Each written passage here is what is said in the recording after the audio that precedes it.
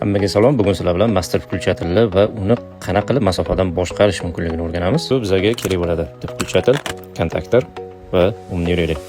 Panasonic brendiga bitta alohida like bosib qo'yamiz. Panasonicdan zo'r yangilik kelgan. Keyin videoda obzor qilib beraman. Elektrik uchun bomba yangilik. Hop, kontaktorimizda ikki xil kontaktor bor. Siloviy kontaktlari va o'zining katushkasining kontakti. Katushkasining kontaktiga nollar prямой berib olamiz. Ko'rib turganlaridek. Bu katushkasining kontaktlari, bu esa siloviy kontaktlar bo'ladi. Fazani через включатель berib olamiz.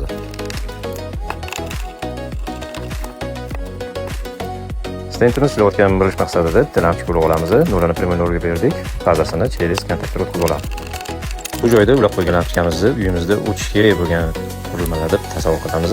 O'chish kerak emas bo'lgan narsalar, masalan, холодильник, отопление, nabliение, Wi-Fi shunga o'xshagan narsalar kontaktordan oldin ulanadi. Endi master включателimizni masofadan boshqarish uchun umumiy relay kerak bo'ladi. Kontaktlarni ko'rib olamiz. Faza kiradi, faza chiqadi, nol kirishi va включателdan komanda berish uchun kontakt bor.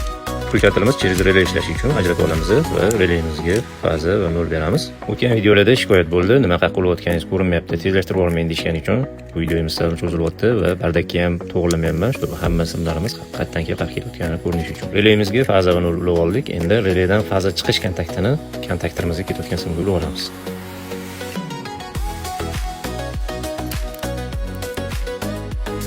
Endi relaymizning 4-kontaktini включателimizning bitta kontaktiga ulab olamiz. Включателimizning 2-kontaktiga prямой faza ulab olamiz. Stentimiz ishlayapti, включателdan yonib o'chyapti. Bundan tashqari relaymizning knopkasi bor, knopkadan ham yonib o'chyapti, ishlayotganini ko'rishingiz mumkin. Endi relaymizda ilova bo'lib olishimiz kerak. Buning uchun ulanish holatiga tushirish uchun knopkani 15 sekund davomida bosib turamiz. Nega qilishni boshlaydi? Endi ilovadan qo'shib olamiz. Buning uchun tuyo ilovasiga kira olamiz va давайте ustiga qilamiz. Qurilmani topilgandan keyin ustiga bosib Wi-Fi ma'lumotlarimizni kirgizamiz va ulanish jarayoni boshlanadi. Ulangandan keyin zaryadchani bosganimizda qurilmamiz ishlatishga tayyor bo'ladi. Shu tarzda master включателimizni xolisi telefondan, xolisi включателdan boshqarish imkoniyati mavjud. Endi bu narsani real proyektga realizovat qilish ustuvor uchun katta qiyinchilik tug'dirmasa kerak.